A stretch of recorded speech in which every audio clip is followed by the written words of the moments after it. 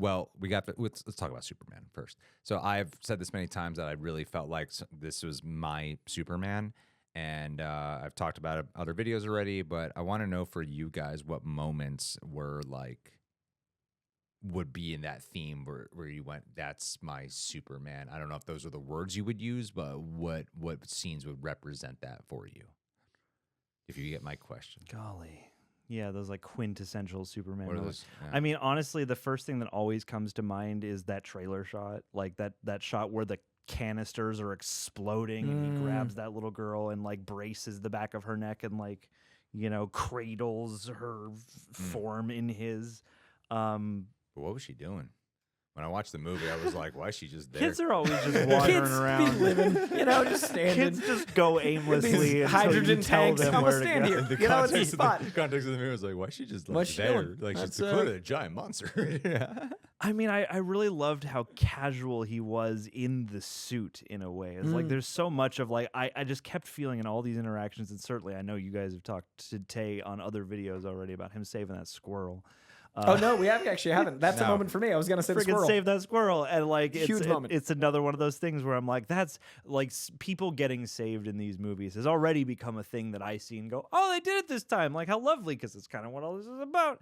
But the fact that even this little creature that there are a million of out there matters enough to Superman when he sees the opportunity is really lovely. Obviously, again, that breakdown moment of him just expressing his humanity, his earned humanity, was the biggest one.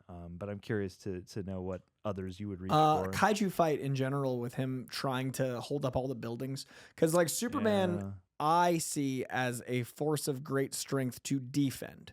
I know he punches. I know he's a guy that gets in fights, but to me, that's the last thing he wants to do. Like Superman doesn't want to throw a punch first. So I loved that the first big action scene was him stopping destruction. Like the buildings falling was showing great strength. It didn't make him a little bitch. Like we had to talk about like just the idea of him being weak. He's physically and so strong, but he's stopping buildings. So like the kaiju fight in itself is trying to save people, save the kaiju, save. So those elements of the squirrel, those elements of the little girl, but overall, like it's him trying to be everywhere, and he's trying to stop things from being violent, not cause violence. So on the macro, that is the first scene meant a lot to me. Like that was such a Superman decision to show him stopping violence.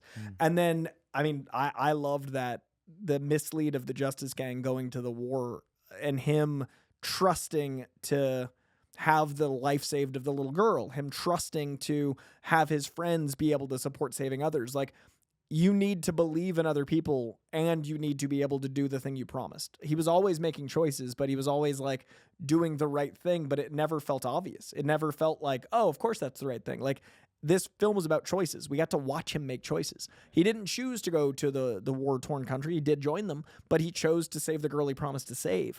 And like there was something just really beautiful about even in moments of pure rage, seeing the human side of rage, but not seeing him harm anyone. Yeah. Well, yeah, and seeing the weight of those personal, like even him being as distraught over the bots and stuff after the bots are all massacred, and the lengths that he goes to for the sake of Krypto. Yeah. Like this stuff makes sense, obviously, but the way he portrays it combined with like they're robots, he doesn't have to care about. There's the whole joke that everyone's litigated about whether or not they have feelings, but like he is such a good guy, and these are his helpers, and they are remnants of his home. Of course he's gonna care, or his dog. Like yes, super dog. It's whimsical, it's silly, but also like, of course that's big important. Yeah. And that's something that is a very human detail, and it's those things that feel very unique to this movie. And yeah, those are.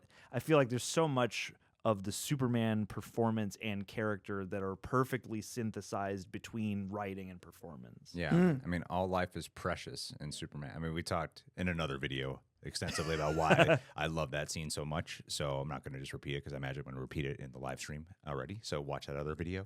I don't remember what video it was. Click around, Real was it Reject the every, Superman. Was it the every cameo or something? No, it was. listen to I them think it was the all. Superman David Corenswet. About ranking the Yeah, yeah. Superman. Yeah, it might have been that one. Yeah, could that We've been talking for hours, Greg. that particular scene of showing that, like, you know, humans are no better than all life, like all life is equal. I thought was a really just beautiful moment. That's why the squirrel. I think that's why people keep highlighting it. It's more than just he saved a cute thing. Yeah. It speaks to the character. This life matters especially too. even with the Kaiju. It was like I like that they showed the Kaiju as like an infant when it first appeared.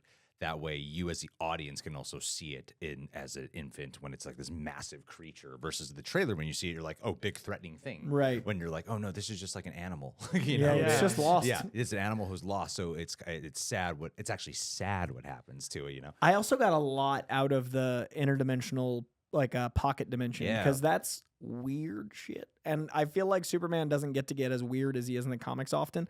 Like Superman is a golden age character, and comics then were just like, what if we did acid and wrote about it? And now we have some of that with All-Star. Now we have like some iterations of like adding in some of those like weird choices. But I mean, we talked about All-Star Superman, how it's like a 5-act structure and it kind of like goes over. It doesn't feel like a narrative. It feels like unique. This didn't adapt that story, but I see why James chose that image to say this is going to be tonally different than you think. And I think the cosmic portal, the portal pocket dimension scene, I loved Superman flying and using the Z-axis in such a strange way that was so disorienting, but you always felt like he was in control. Like I don't know what combination of drones and green screen and like what work they did to make me believe a man can fly in a new way. But at no point did I feel like the camera was like alive. Yeah. And so when Superman is flying, and whether it's in the final scene with more destruction and catching the building in such a unique way, saving the people in the cars, or it's the pocket dimension,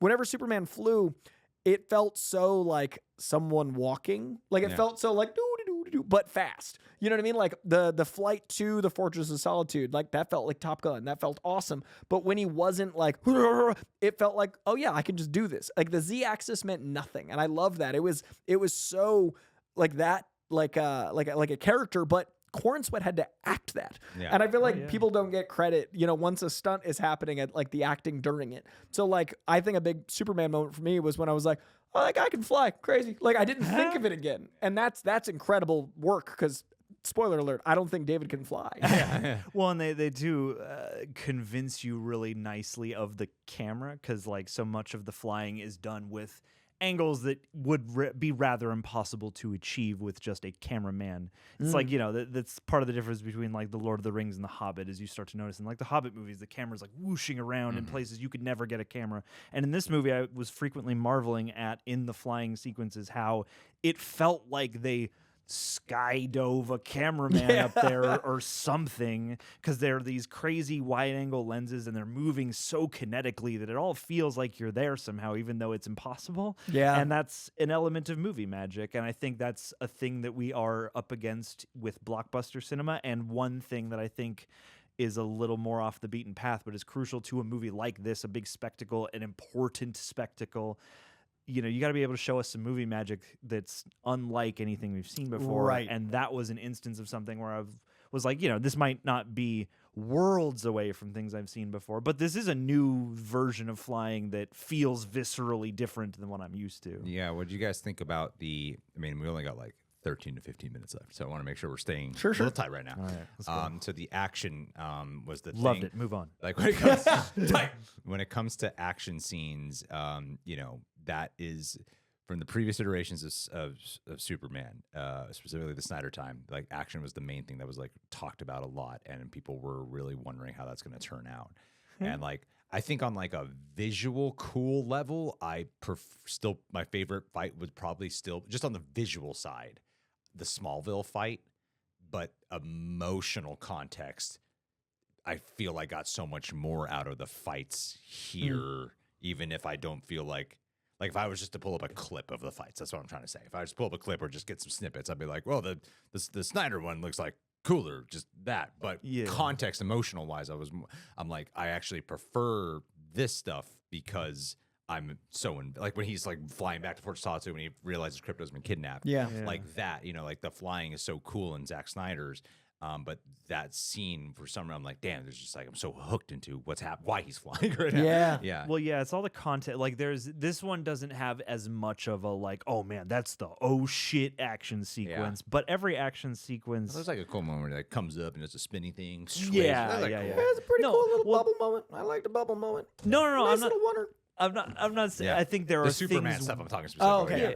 I'm saying there are things within every action scene, though. Like, there are memorable parts, moments, motifs, images. Like, it might not be like, oh man, this one sequence is the showstopper of the movie, but every action sequence has its own little showstoppers therein. Yeah, I yeah, feel that's like, true. yeah. Even with like fighting Ultraman, that Yeah. reveal. Oh my goodness. Those titles. that was the one thing I kind of saw coming. Yeah. Yeah, I mean, as a comic fan, I was like, they have one of two options. But I personally had a weird thing in the action where it felt like a comic because there were like 10 action scenes. Like, it didn't feel like a movie where it was like third act, big action. Yeah. It's like we've been having action a lot. There's a Like, lot of action. there's Yeah, yeah, issues, and each issue has to have action because I don't want to have wasted $4 in this book. So it has to have a lot more action. Action's part of the character. Yeah. So Yeah. to me, I think the first flight sequence in Snyder's Man of Steel is incredible. I think there are moments, but as we talked about in the ranking Superman videos, I always talk about Daredevil being some of the best action because you care about Kingpin and Daredevil. Like, punch landing twice is very important to me because it will literally, whoever's punching, I care about who's receiving it and who's punching. Yeah. I need to be invested to remember my emotion of the action scene more than like shiny. So for me, the action here was really interesting because they had different tones depending on who was fighting. Like, I loved that Guy Gardner influenced the humor of the fight. Like, the middle finger, the constant middle the fingers. first one, I was like, did I just? And then by the second one, I was Yeah. like, you son of a bitch. Oh, every And then- other one is a middle finger. yeah, and like that's so funny, and it's also big and shows power. Then you've got obviously the Mr. Terrific's character that shows like this is a man who has the technology Lex does, but look at how he's using it. Look at this intelligence. Look at how it is. And then you've got Hawkgirl who's just like feral and like fierce, and Love you've how got they like kept the screech. That was cool. like all and. So to me, the action was more dynamic because it was more character built. Yeah, And then exactly. Superman never felt like he was shortchanged by someone else having a cool moment. And sometimes in superhero movies, if it's called title character and someone else gets the beat, you're like, Yeah. and I did not feel that. Instead, I was like, Superman's the core. And then look how great the world building is. Oh, that- yeah.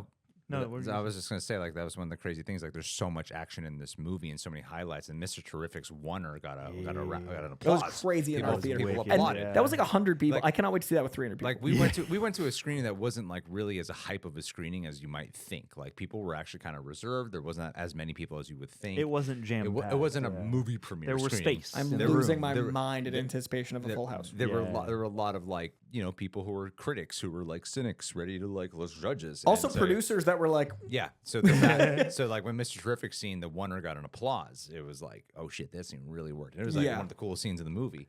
But even though there's a lot of action in here, that's not what anyone was talking about in the lobby. Everyone was talking about how moved they were. Yeah. You know, and because that's the thing is, as you were talking, I was like, well, that's why the action hits, because I think like I love the style of Snyder a lot in the fighting. But when you know, phrase style over substance, but if you have such good substance, it elevates your style so much more. Oh, yeah. Yeah. and I want to real briefly, I want to kick it back to Donner. Like Dick Donner's action is so interesting because it's so about like global. Like Dick Donner's action was always like the macro and to show Superman affects everything, and like it's California falling Yeah. into the ocean, and it's like it's so big. But it's really interesting to look at like Superman had to be so disconnected by like doing these larger than life things that then Clark Kent had to be so different and small. But since I think David's Clark and Superman feel so similar, there's also an emotionality in even a big war or a big action with a kaiju. It feels more hands-on. Like I love Dick Donner's direction, like Lethal Weapon and everything. Like the man directs the hell out of the thing, and his sense of style with Superman was so special. And I didn't watch that until like the last 10 years. And I didn't grow up on it. I didn't have that like growing up with that visual. But I was so struck watching Dick Donner's Superman, how much it was like, how did he get this scale in 1977 to have this released in 78? Like, how did you do this in the mid 70s to release in the late 70s? And I think that style informs a lot of superhero films to this day. What I love is that this film didn't try to go global. It had global effects and it went physically global, but at no point did it not feel intimate. True. John, See. you've owned many a dog.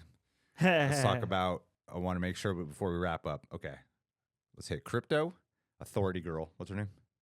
Authority girl? The engineer? The engineer. Gotcha. I thought you meant someone with authority, and I was like, engineer, and I just want to touch on the mid-credit moment. But John, Krypto, the arc, and so I feel like it's weird. It's like it seems like so simplistic, but I don't feel like a lot of people are talking about Krypto, and Krypto is such a prevalent part.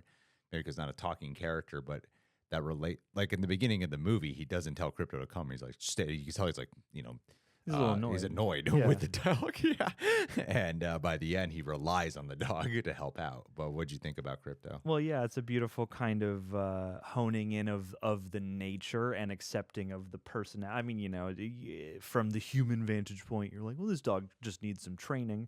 But I love that, that Krypto got to have a full personality's worth of character, obvious.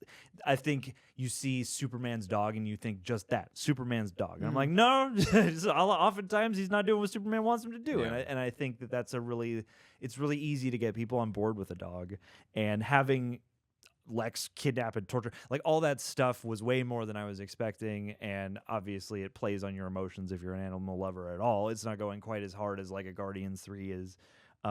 But no, I love, a boy and his dog is like such a classic motif.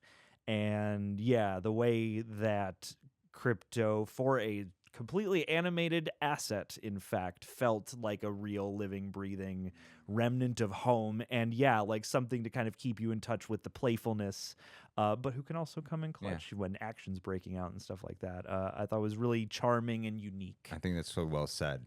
Coy, can you button this with telling like the mid-credit moment that riffs on the All-Star Superman shot? Why is that so? I can't even quite put it into words right now. Why is that so impactful after the whole Krypto journey? That mid-credit scene, I love mid-credit scenes. I love post-credit scenes. I don't think I've gasped in a while because like it's part of the culture. You know one's coming, but they're usually to set something up. Instead, this was reflective. And I think the reason it was so like jaw-dropping is we are always watching these to understand and experience something we can't do ourselves. And I think there's always a sense of wonder about space. And I think that we take it for granted because of technology. I mean, it was 60 years ago we went to the moon and we saw our first images of space. So I'm going human nature here. I think it's an incredible choice to make an alien character sit on the moon and have us reflect on ourselves, because it satisfies the micro of who Superman is, a reflection of self and a wondering of what we'd be in that position of power. But it's also looking at humanity from someone who isn't one of us that loves us so much. So in one image, we are getting what are we, who are we, how do I be better, and we're getting that sense of awe and new frontier and wonder and being a man and his dog. While being a character arc. Yeah,